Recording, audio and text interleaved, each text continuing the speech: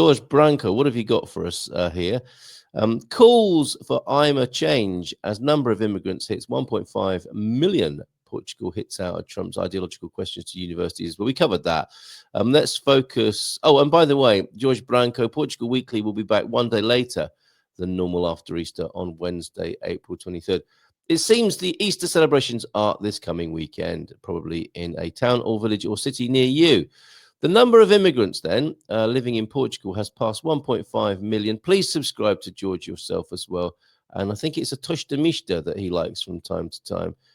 If you want to reward his diligence and expertise and hard work, basically here.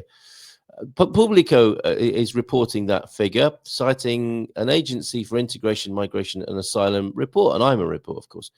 Even that estimate is expected to be revised upward, pushing the number of foreigners with residency past 1.6 million, or 15% of the population. That's about 4 times higher than in 2017, it says here. The report also stated the end of the old expression of interest regime, criticized as open doors by the government, which was in opposition when it was introduced, and led to a 59 drop in requests for residency when that open door was closed. Now, I have, I think one of our friends, Gilda Pereira, GP, was on the telly yesterday. She sent me a video. I wonder, should I share this or not? But I saw something myself about the is it a manifestación de interesa that was being talked about in the cafe. Other than being in the cafe, I would not choose to watch CNN Portugal. However, when the call comes from CNN Portugal to be on there, I think I probably would. No, that's massive hypocrisy. And I think Gilda leapt at the chance yesterday as well. Here she is, I believe, in action. Well, I don't think we get to see the interview here, but this came across my desk yesterday. Well done, Gilda, by the way. She seems to be coming to the notice of higher and higher ups in the pecking order of things in the government here in Portugal. This being a good example of it, I think.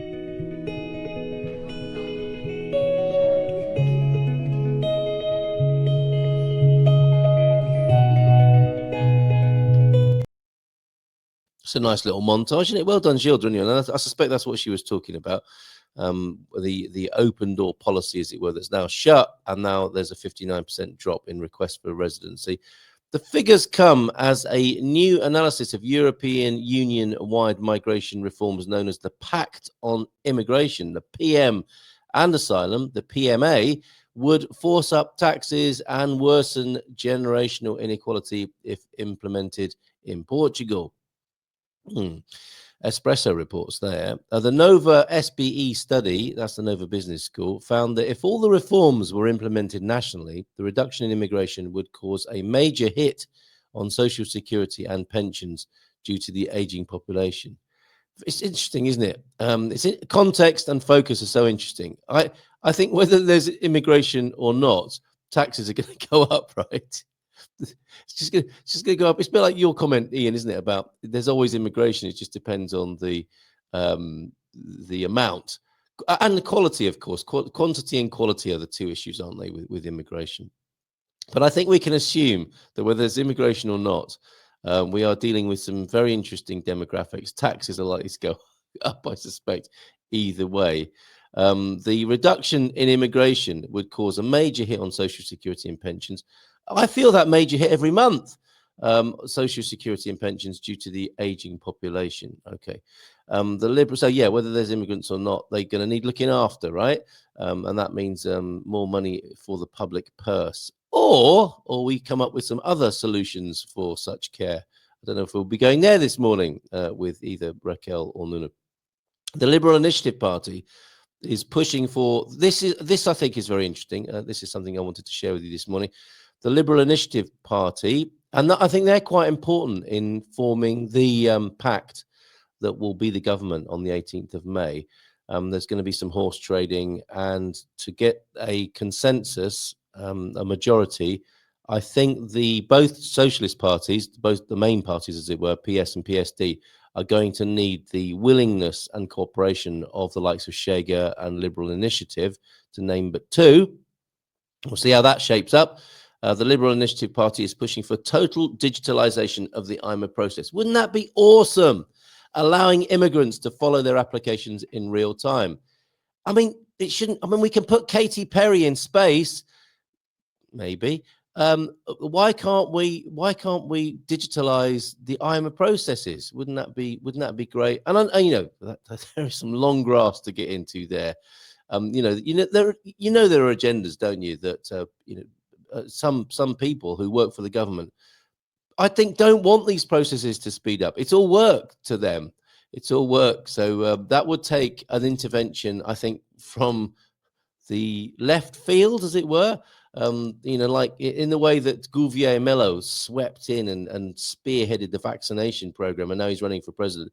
You need a figure like that, don't you, to say, okay, come on, let's digitize this process, and to be a good leader and to take everybody with him or her, whoever this person might be, and say, look, okay, we're not going to take all your work away. You're not going to get done out of a job, but we do need to improve this situation. Along with the proposal to create one multilingual portal with timeframes and automatic notifications. Wow, 21st century stuff. The right-wing party, that's the Liberal Initiative. Yes, right-wing party, liberal in that sense. Libertarian, I suspect, more than old-fashioned British liberal or liberals in the US. The right-wing party wants to guarantee interoperability. Now, this is going to be a problem for them because I don't think anyone knows how to say this. They want to guarantee interoperability. Is that joined up thinking? Yes, it is. But no one says that anymore because the politicians ruined that last time when they started talking about joined up thinking, because none of it got joined up, did it? With the Tax and Customs Authority, Social Security, Unemployment and Professional Training Institute. You see, there you go. There's all the taxation kicking in when you become a resident right there, joined up.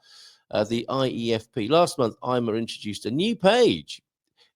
Sadly, it was only a new page. It wasn't connected to anything. I think it is now. IMA introduced a new page allowing immigrants to change some basic details such as their address, marriage status, and gender online. Could you, if you had an argument with your spouse, could you change your marriage status immediately online? I don't think that's what that's meant there. And you could change your gender online. You could change your description of your gender online. I don't think you could actually change your gender online. That would be messy, possibly.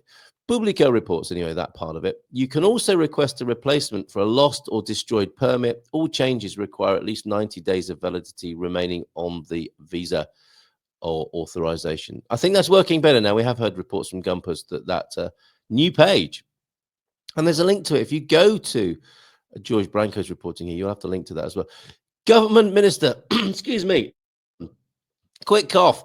Government Minister Antonio Leitão Amaro has floated the idea, a floater, everybody, who doesn't like a floater first thing in the morning, the idea of extending the 5-year time period, yes, needed to live in Portugal before applying for citizenship. This is the news, isn't it?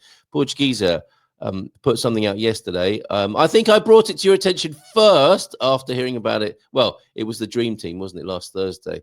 Rodolfo Pelicano, who mentioned that. I told you about that on Friday.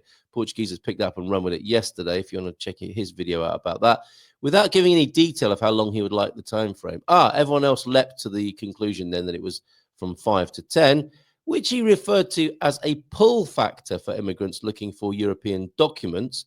He said it was a discussion we want to have with Portuguese society. Parliament last year approved a change that would have counted the 5 years from the date of applying for residency rather than the date it was granted, which could have dramatically reduced the time period, but it was never fully implemented. Right, Portugal Weekly then. Please subscribe to wonderful George Branco. I'll put the link for that back into the chat so that you can do that and see that yourself. I think I'll go to the extra public holiday. I think you understand my cynicism around that, but good for you, all you hardworking local government workers who are going to be offered. The government will grant state workers a day off on the afternoon of Holy Thursday, the 17th. That's tomorrow, isn't it? according to an order signed by Prime Minister Luis Montenegro, who's fighting for his political survival. I'm sure it's not connected. Tolerance is granted to workers who perform public functions in the direct administration services of the state, whether central or decentralized, and in public institutes in the afternoon of Holy Thursday, April 17th. Never mind about that, says everybody working for the government. Does that apply to me or not? Nice long, that'll be one of those bridging weekends then. Finish tomorrow morning or tonight, finish this evening and be back at work maybe on Monday then. Or is Monday a bank holiday as well? I'm not sure. Maybe someone can let me know in the chat. And Coimbra, well done, Coimbra. A new app to report incidents in public spaces. Well done. This is the Portugal news. Let me just bring it onto the screen for you. Oh, a few more comments. Good morning to you. Chumbaria. Is there a net migration figure too? No, not at this stage, Steve. I think it's Steve, isn't it? We're still we're still dealing with the controversial part of it. We'll calm down and be more rational about it in a little while. Bon dia, Carl. Brrr, very chilly in the hills north of Leiria. Oh wow, what a beautiful description. The chilly hills north of Leiria is Chumbaria. Well, that's a poem. So Joao Ernesto will try to watch the show in the P hours, the wee hours, the P hours of the morning. I see. I know, John. If you start messaging us in the wee hours of the morning, make sure you wash your hands before playing with your phone. Wonder what I was going to say.